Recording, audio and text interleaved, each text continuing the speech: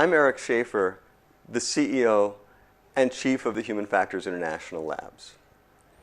And I've been doing usability work under its many names for 32 years. I've been at the helm at HFI for, over 25. And I'm here to tell you that usability, it's no longer enough.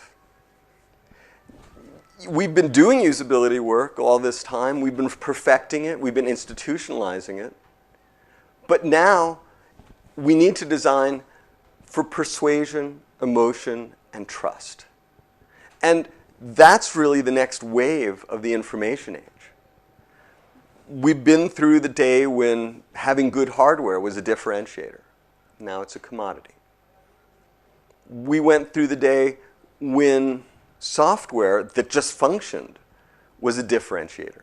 Now it's a commodity. And now we're reaching the end of the day when usability is a differentiator.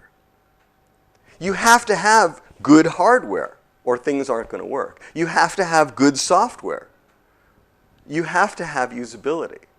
But the differentiator today is becoming designed for persuasion, emotion, and trust, what we call PET.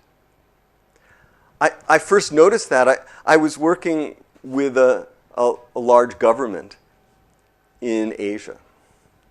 And I was sitting with them, and they were talking about what they wanted. And they said, we want vibrant websites. I said, vibrant websites.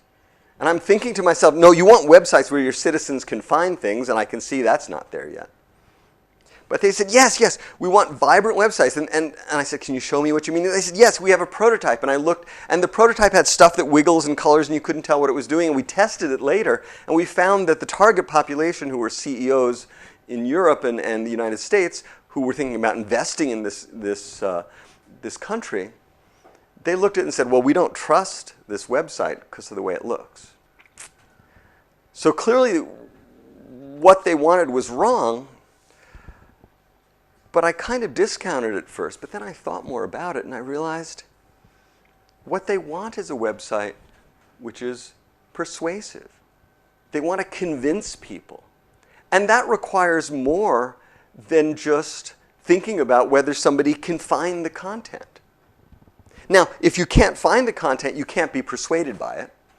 So you still need to do usability.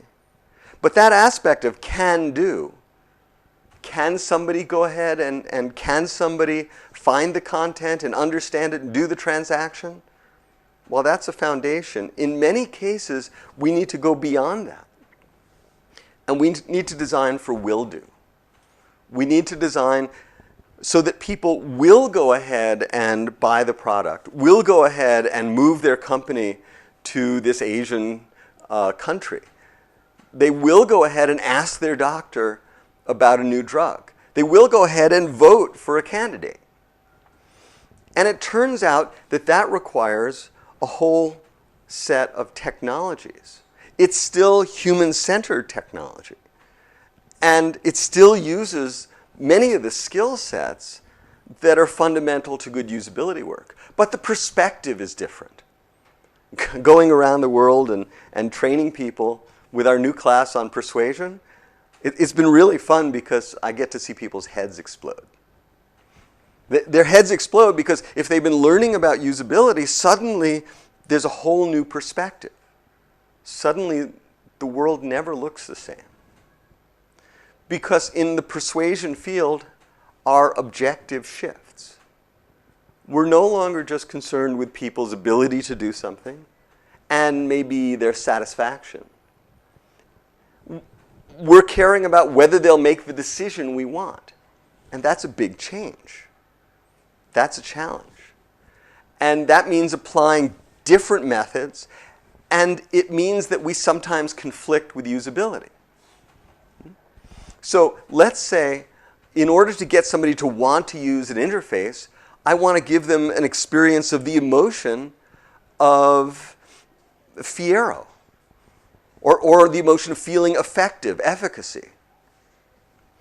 Well, if I make it brain dead simple, they're not going to feel that. My usability perspective says make it simple. My persuasion perspective is different. If I want to make people feel engaged and committed, it isn't just a matter of making it easy. If I want to have people find the most products as they move through an environment, have you ever been to a shopping mall? And you go into the shopping mall, you walk into Penny's or something, and you're lost. You almost can't get out. And whatever you want, it's in the other side. It's all the way at the back of the store, and then if you want to check out, it's all the way at the other side. And the mall designers are stupid. They didn't design it so it was easy for me to use. They didn't use our link analysis and methods that allow us to optimize efficiency. Well, no, it's not that. It's that they're not trying to optimize efficiency entirely. They're also trying to optimize how many things I discover which maybe I didn't realize I wanted, but I do. And so when we design for usability, we have one perspective. That has to be there. Usability is not going away. But in this new wave of the information age, we have to go beyond that. And in many applications, we have to design for persuasion, for emotion, for trust. Decisions that are made are not all made logically. People make their decisions based on emotion and habit.